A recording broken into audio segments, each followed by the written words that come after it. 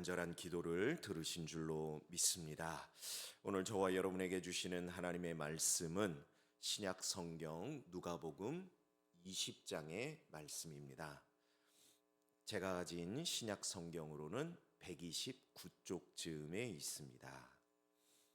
신약 성경 누가복음 20장의 말씀, 오늘도 드라마 성경으로 함께 읽겠습니다. 제20장. 하루는 예수께서 성전에서 백성을 가르치시며 복음을 전하실세 대제사장들과 서기관들이 장로들과 함께 가까이 와서 말하여 이르되, 당신이 무슨 권위로 이런 일을 하는지, 이 권위를 준 네가 누구인지 우리에게 말하라. 나도 한 말을 너에게 물으리니 내게 말하라. 요한의 세례가 하늘로부터냐 사람으로부터냐? 그들이 서로 의논하여 이르되, 만일 하늘로부터라 하면 어찌하여 그를 믿지 아니하였느냐 할 것이요, 만일 사람으로부터라 하면 백성이 요한을 선지자로 인정하니 그들이 다 우리를 돌로 칠 것이라. 어디로부터인지 알지 못하노라. 나도 무슨 권위로 이런 일을 하는지 너에게 이르지 아니하리라. 그가 또 이 비유로 백성에게 말씀하시기 시작하시니라.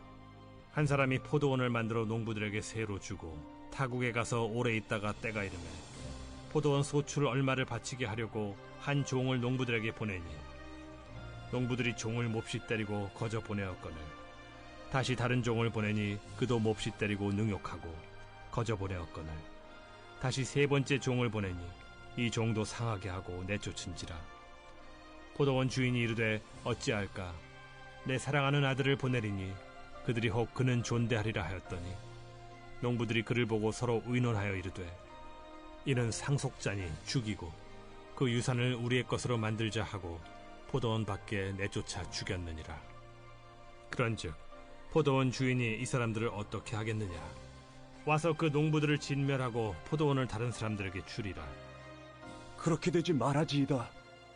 그들을 보시며 이르시되, 그러면 기록된 바 건축자들의 버린 돌이 모퉁이의 머릿돌이 되었느니라 함이 어찌미냐? 무릇 이 돌 위에 떨어지는 자는 깨어지겠고 이 돌이 사람 위에 떨어지면 그를 가루로 만들어 흩으리라. 서기관들과 대제사장들이 예수의 이 비유는 자기들을 가리켜 말씀하심인 줄 알고 즉시 잡고자 하되 백성을 두려워하더라. 이에 그들이 엿보다가 예수를 총독의 다스림과 권세 아래에 넘기려 하여 정탐들을 보내어 그들로 스스로 의인인 체하며 예수의 말을 책잡게 하니, 그들이 물어 이르되, 선생님이여, 우리가 아노니 당신은 바로 말씀하시고 가르치시며 사람을 외모로 취하지 아니하시고 오직 진리로서 하나님의 도를 가르치시나이다. 우리가 가이사에게 세를 바치는 것이 옳으니까 옳지 않으니까. 예수께서 그 간계를 아시고 이르시되, 데나리온 하나를 내게 보이라. 누구의 형상과 글이 여기 있느냐? 가이사의 것이니이다. 그런즉 가이사의 것은 가이사에게, 하나님의 것은 하나님께 바치라 하시니, 그들이 백성 앞에서 그의 말을 능히 책잡지 못하고 그의 대답을 놀랍게 여겨 침묵하니라. 부활이 없다고 주장하는 사두개인 중 어떤 이들이 와서 물어, 선생님이여, 모세가 우리에게 써주기를 만일 어떤 사람의 형이 아내를 두고 자식이 없이 죽으면 그 동생이 그 아내를 취하여 형을 위하여 상속제를 세울지니라 하였나이다. 그런데 칠형제가 있었는데 마지가 아내를 취하였다가 자식이 없이 죽고 그 둘째와 셋째가 그를 취하고 일곱이 다 그와 같이 자식이 없이 죽고 그 후에 여자도 죽었나이다. 일곱이 다 그를 아내로 취하였으니 부활 때에 그 중에 누구의 아내가 되리이까? 이 세상의 자녀들은 장가도 가고 시집도 가되 저 세상과 및 죽은 자 가운데서 부활함을 얻기에 합당히 여김을 받은 자들은 장가가고 시집가는 일이 없으며 그들은 다시 죽을 수도 없나니 이는 천사와 동등이요 부활의 자녀로서 하나님의 자녀임이라. 죽은 자가 살아난다는 것은 모세도 가시나무 떨기에 관한 글에서 주를 아브라함의 하나님이요 이삭의 하나님이요 야곱의 하나님이시라 칭하였나니, 하나님은 죽은 자의 하나님이 아니요 살아있는 자의 하나님이시라. 하나님에게는 모든 사람이 살았느니라. 서기관 중 어떤 이들이 말하되, 선생님, 잘 말씀하셨나이다. 하니 그들은 아무것도 감히 더 물을 수 없음이더라. 사람들이 어찌하여 그리스도를 다윗의 자손이라 하느냐? 시편에 다윗이 친히 말하였으되 주께서 내 주께 이르시되 내가 네 원수를 네 발등상으로 삼을 때까지 내 우편에 앉았으라 하셨도다 하였느니라. 그런즉 다윗이 그리스도를 주라 칭하였으니 어찌 그의 자손이 되겠느냐? 모든 백성이 들을 때에 예수께서 그 제자들에게 이르시되 긴 옷을 입고 다니는 것을 원하며 시장에서 문안받는 것과 회당의 높은 자리와 잔치의 윗자리를 좋아하는 서기관들을 삼가라. 그들은 과부의 가산을 삼키며 외식으로 길게 기도하니 그들이 더 엄중한 심판을 받으리라. 아멘. 다시 한번 우리들에게 생명 주시고 호흡 주셔서 귀한 이 자리로 인도하신 하나님의 이름을 찬양합니다. 오늘 우리들이 함께 읽은 이 말씀, 아주 중요한 그 예수님의 비유의 이야기가 등장하는데, 여러분 방금 보셨던 것처럼 포도원에 대한 비유, 이 이야기가 등장하죠. 이 포도원 비유를 들었을 때 이스라엘 백성들은 단번에 알았을 겁니다. 아, 이게 우리에 관한 이야기로구나. 그냥 남의 이야기가 아니라 우리를 향한 주님의 경고의 말씀이구나. 아마 그렇게 느꼈을 겁니다. 근거가 되는 것이요, 대표적으로 보면 이사야서 5장에 보면 이 포도원에 대한 비유의 말씀으로 하나님이 이스라엘 백성들을 어떻게 다루실 것인가 하는 것을 말씀하신 내용이 나오고요. 또 그 외에도 여러 곳에서 이 이스라엘을 포도원, 아니면 이 포도원에 일하는 여러 일꾼들의 비유에서 하시는 말씀이 등장했기 때문에, 그래서 이스라엘 백성들은 아하, 이 이야기가 우리의 이야기로구나 하는 것을 직감할 수 있었다는 것이죠. 그 증거가 되는 것이요, 그 이야기를 다 들었을 때 사람들이 보인 반응이었습니다. 뭐라고 반응을 했는가? 16절에 보니까 사람들이 듣고 이르되 그렇게 되지 말아지이다 하거늘. 이게 남 얘기 같으면 그냥 아이고 그럴 수도 있겠구나, 아니면 쯔쯔쯔 이러고 말 텐데, 아니면 뭐 저런 무서운 이야기가 다 있어 이렇게 하고 끝났을 텐데, 그렇게 되면 안 된다고 이야기하는 것이죠. 왜? 자기들에게 일어날 일이라는 것을 직감했기 때문이죠. 그런데 여러분, 우리가 성경을 읽을 때 우리는 사실 이렇게 원문을 읽는 것이 아니고 한글로 번역된 한글판 성경을 읽기 때문에 때로는 원문의 뜻과 약간은 다르다고 표현하기는 조금 그렇지만 원문의 표현과 약간 좀 느낌이 다를 수 있는데, 바로 이 부분이 그럴 수 있다 하는 것이 성경학자들의 공통된 의견입니다. 그렇게 되지 말아지이다, 이 표현이요, 사실은 이 헬라어 원문의 표현을 그대로 옮기자면 웃기지 마세요, 이런 뜻이라는 거예요. 천만의 말씀, 절대 그런 일 안 일어나. 왜? 자기들의 일인 것을 아는데. 이 이야기의 결말이 뭐였습니까? 하나님께서 진멸하실 것이다 하니까요, 그 결론을 이 사람들이 도저히 받아들일 수 없었던 것이죠. 그러니까 한글 성경은 아주 부드럽게 번역을 해놓은 겁니다. 너무 이렇게 뭐라고 해야 될까요? 예의를 좀 갖춘 듯한 표현처럼 번역해 놓았지만 아니요, 사람들은 이 이야기를 듣고 굉장히 예수님께 저항하고 반항하는 듯한 반응을 보였다는 것이죠. 그걸 이해하고 나니까 그 다음에 이어져 나오는 예수님이 그들을 향해서 반문하시는 것이 이해가 되더라는 것이죠.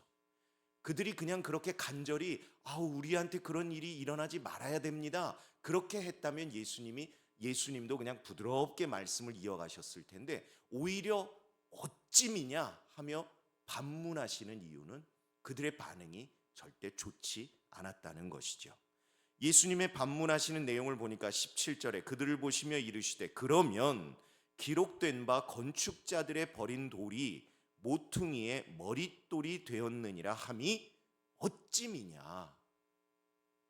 그들의 반응을 보시고 반문하신 것이죠. 여러분, 모퉁이의 머릿돌, 저도 건축을 잘 모르기 때문에 성경학자들의 연구를 그냥 여러분들에게 인용해 드릴 수밖에 없지만, 이 모퉁이 돌이라는 것은 그야말로 모퉁이, 딱 그 기준이 되는 그곳에 세우는 돌입니다. 그런데 이 돌이 왜 중요한가 하면 그 모퉁이 돌이 기준이 되어서 그때부터 옆으로 돌들이 쌓아져 가고 그 쌓아진 돌들이 벽이 되고 그 모퉁이 돌 덕분에 벽과 벽이 연결되고 그 연결이 연결되어져서 결국은 하나의 집이 완성이 되는 굉장히 중요한 기준이 되는 것이죠.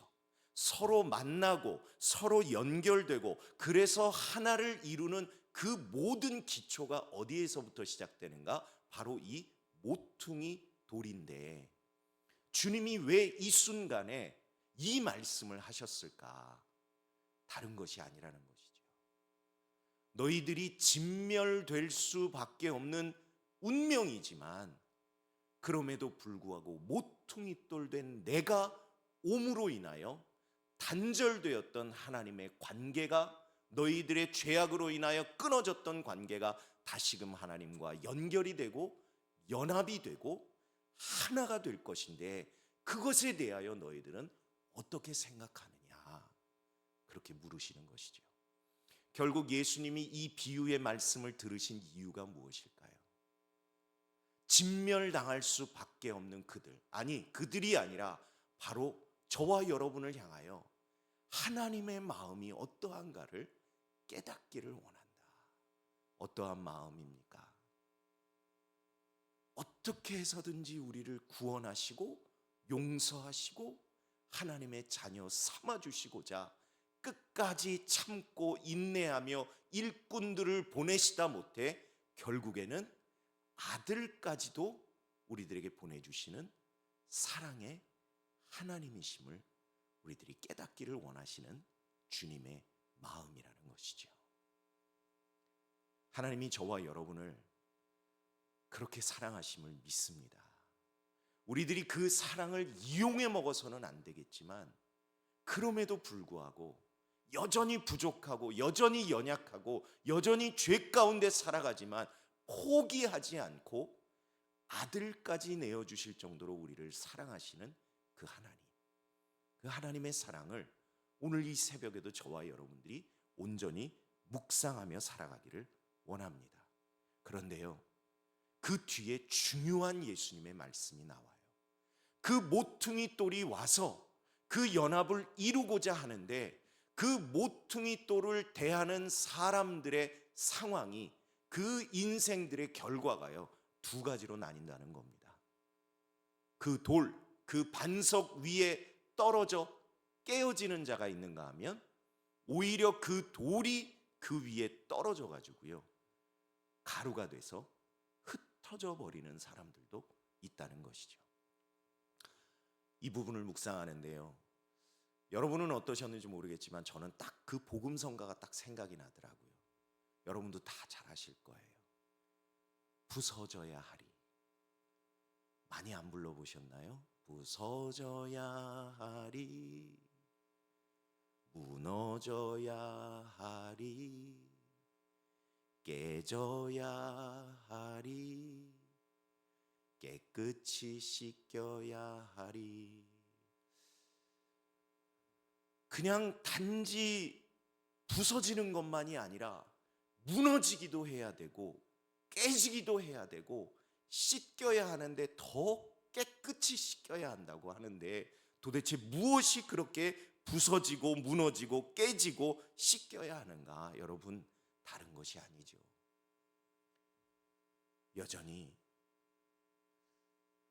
우리들 가운데 죽어지지 않는 우리들의 자아, 또 여전히 세상에 붙들려 있는 우리들의 욕심, 나의 욕망, 우리들의 죄악, 또 하나님을 믿는다고 말하면서도 온전히 믿지 못하는 우리들의 그러한 불신, 주님을 따른다고 우리들이 고백하면서도 온전히 따르지 못하는 저와 여러분의 불순종, 그 모든 것들이요 주님 안에서 깨어져야 한다는 거예요.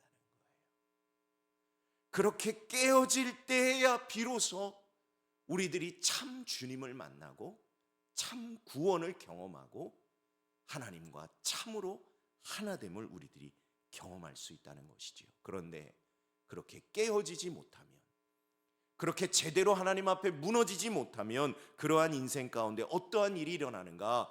그 돌이 그 위에 떨어져서요, 가루가 돼서 흩어져 버리는 아무 의미 없는 인생이 될 수도 있다는 것이죠.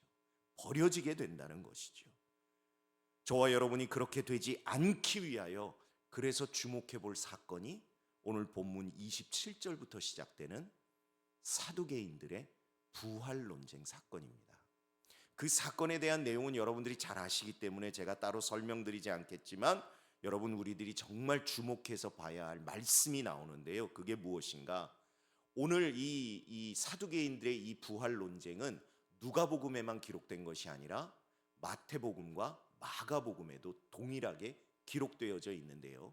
그 마태복음과 이 마가복음에 보면 누가복음에는 아쉽게도 등장하지 않지만 이 두 복음서에 등장하는 아주 중요한 예수님의 말씀이 있습니다.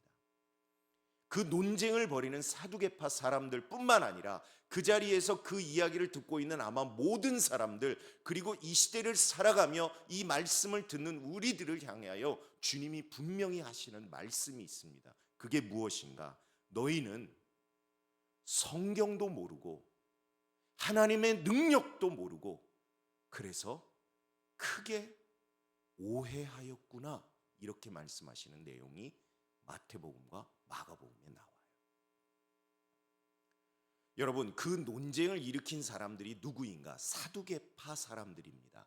사두개파 사람들은요, 사독의 후예를 자부하는 사람들입니다. 이 사독은 누구인가? 다윗 시대 때 대제사장 중에 한 사람이었고요, 솔로몬의 성전이 완성되었을 때는 단독으로 대제사장을 했던 사람입니다. 그러니 그 사독의 후예니까 그 후예들도 결국은 누구예요? 제사장 출신들이거나 제사장의 일을 지금 감당하고 있는 사람들임을 우리들이 알 수 있는 것이죠. 여러분, 종교가 중심이 된 사회, 그 사회에서 종교 지도자로 살아가는 사람들만큼 성경을 모르는 사람들이 있었을까요? 누구보다 성경을 잘 알고 하나님을 잘 아는 사람들이었을 텐데 정작 예수님 앞에 무엇라고 말씀을 들었는가? 너희는 성경도 모르고 하나님의 능력도 모르는구나. 그래서 크게 오해하고 있구나. 이런 말씀을 들었다라는 것이죠. 우리가 이 상황을 어떻게 이해해야 할까? 성경을 가장 잘 알고 하나님을 가장 잘 안다고 하는 사람이 오히려 모른다고 주님 앞에 책망받는 이 상황, 왜 이런 상황이 생겼을까? 여러분, 이것은요, 바로 시선의 문제라는 것이죠. 마음의 시선, 신앙의 시선, 믿음의 시선이 어디에 가 있는가?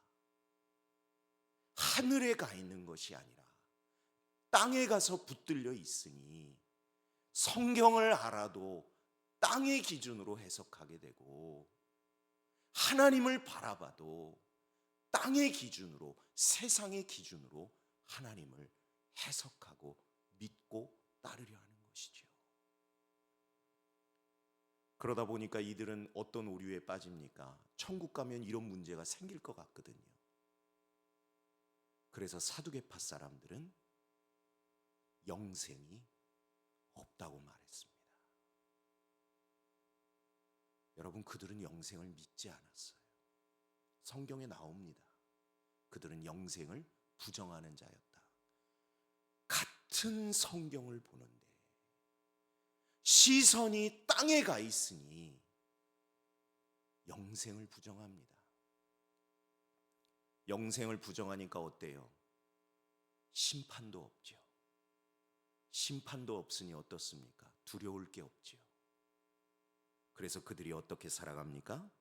오늘 본문 46절과 47절에 보니까 치렁치렁 긴 옷 입고 다니고 사람 많은 시장에서 문안 받는 것도 좋아하고요, 회당 높은 자리에 앉고 잔치 자리에서도 대접받기 좋아하고요, 게다가 다른 사람도 아니고 사회적으로 가장 약자였던 과부의 가산을요 갈취합니다.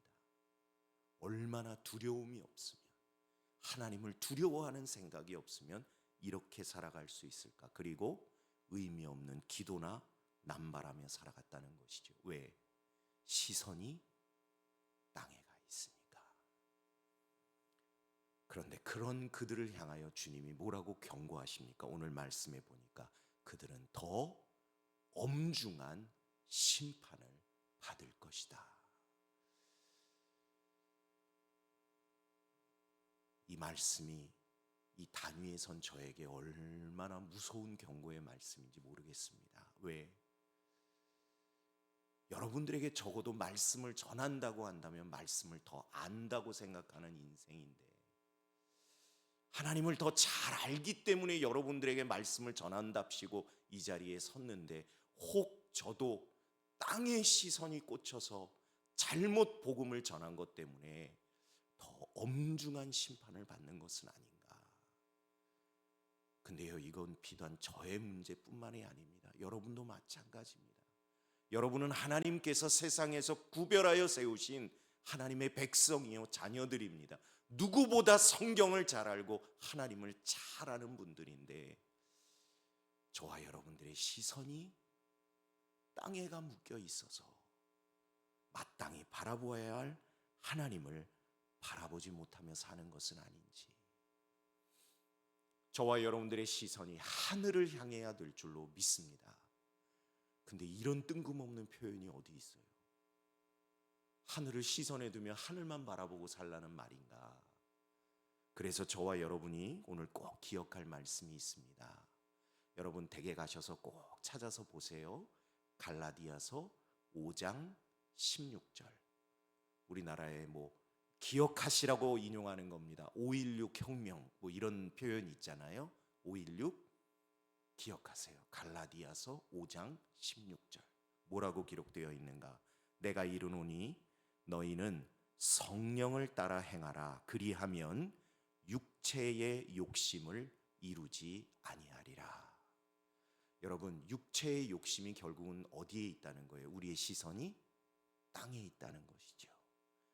그 땅에 붙들려 있는 시선이 하늘로 향하기 위해서 우리들이 꼭 행해야 할 것인데, 그것이 무엇인가? 저와 여러분이요, 성령을 따라 행하는 삶을 살아야 된대요.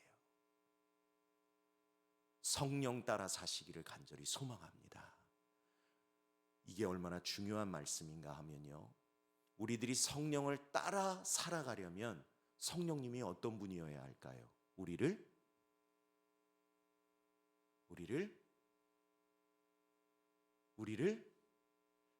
이끌어 주시는 분. 그래야 우리가 따라갈 수 있잖아요. 성령님이 우리를 이끌어 주지도 않는데 제가 따라갈게요, 그럴 수 있나요? 아니요. 성령님은요, 우리를 이끌어 주시는 분이세요. 그래서 오늘 제가 설교의 제목도 그렇게 정한 겁니다. 성령이여 이끌어 주소서. 보혜사 되신 성령님이 이 땅에 보혜사로 오신 이유는 저와 여러분을 이끌어 주시기 위해 오셨어요. 그렇기 때문에 오늘 이 새벽에 우리들이 기도할 때도요, 성령님 저를 이끌어 주세요. 우리 가정을 이끌어 주세요. 우리 일터를 이끌어 주세요. 우리 교회를 이끌어 주세요. 우리 나라와 민족을 이끌어 주세요. 그렇게 기도해야 될 줄로 믿습니다. 왜? 그분이 이끄셔야 우리가 따라갈 수 있기 때문이죠. 근데 여러분, 중요한 게 있습니다. 이끌어 달라고 기도해 놓고 이끌림을 받지 않으면 그건 무슨 기도일까요? 거짓말 기도죠. 사기 기도죠. 제가 설교를 준비하는데 제가 아는 목사님의 그 고백이 생각이 났어요. 이 목사님이 담임하시는 교회에 이렇게 보니까 신앙생활을 너무 잘하는 청년 여자 자매가 보이더래요. 근데 보니까 남자친구가 없더래요. 아니, 저런 좋은 자매를 왜 아무도 안 데려가나. 그래서 남자친구 소개시켜 줄까 그랬더니 아우, 목사님 소개시켜 주세요 그러더래요. 그게 어떤 남자가 좋아? 그랬더니 신앙만 있으면 돼요. 그래서 진짜 신앙 좋은 남자친구를 소개시켜 줬대요. 그리고 한 몇 달 지났는데 보니까 안 사귀는 것 같더래요. 그래서 왜 안 사겨? 그랬더니요, 키가 작아서요 그러더래요. 거짓말이로구나. 믿음만 있으면 돼요 그랬는데 막상 해보니 조건도 보고 키도 보고 시선이 어디 가요? 땅으로 가는 거예요. 극단적인 얘기이긴 하지만 그 목사님은 그 이후로 누구도 소개시키지 않는데요. 제가 직접 들은 이야기예요. 여러분, 성령님 앞에 우리들이 혹시 그런 삶은 아닙니까? 말씀대로 살겠습니다. 순종하겠습니다. 늘 그렇게 기도하지만 정작 우리들은 세상에 나가서 그냥 나 살고 싶은 대로 산다면 주님 앞에 거짓말로 기도하고 거짓말로 결단하고 거짓말로 헌신하는 것밖에 안 되지 않을까? 근데 그게 저와 여러분의 연약함이고 부족함이고, 그래서 더 하나님 앞에 겸손히 나와 회개하고 하나님을 붙들어야 할 이유인 줄로 믿습니다. 우리가 자격이 있고 잘하기 때문에 하나님이 필요한 게 아니에요. 우리는 아프고 약하고 이만큼 부족하기 때문에 더 하나님이 필요하고 더 하나님을 의지해야 할 줄로 믿습니다. 그러므로 오늘 이 시간 우리 기도할 때 주님 용서해 주세요. 불쌍히 여겨 주세요. 그리고 우리를 이끌어 주세요.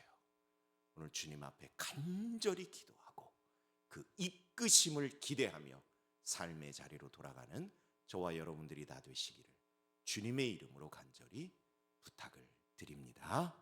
기도하겠습니다. 하나님 감사합니다. 오늘도 저희들에게 변함없이 생명 주시고 건강 주시고 또 모든 것 허락해 주셔서 오늘도 이 새벽에 주님 앞에 나와 말씀 듣고 지혜를 얻으며 주님 앞에 기도할 수 있도록 허락해 주셔서 감사합니다. 기도할 때 들으시는 줄로 믿습니다. 기도할 때 응답해 주시는 줄로 믿습니다. 저희들이 바라고 소망하고 꿈꾸며 그려가는 것보다 하나님의 크신 능력으로 더 크게 역사하시고 응답해 주실 줄로 믿습니다. 그 믿음이 저희들의 삶의 간증이 될 수 있도록 주여 역사하여 주시옵소서. 오늘도 그 간절한 소망을 담아 주님 앞에 예물 드린 손길이 있습니다. 주님, 그 손길과 마음을 기억하실 뿐만 아니라 그 삶을 능력의 오른팔로 붙들어 주셔서 하나님이 살아계시고 우리를 얼마나 사랑하시는지를 기도 응답의 열매로 자랑하며 살아가는 인생 될 수 있도록 역사하여 주옵소서. 믿사옵고 예수님 이름으로 기도드립니다. 아멘.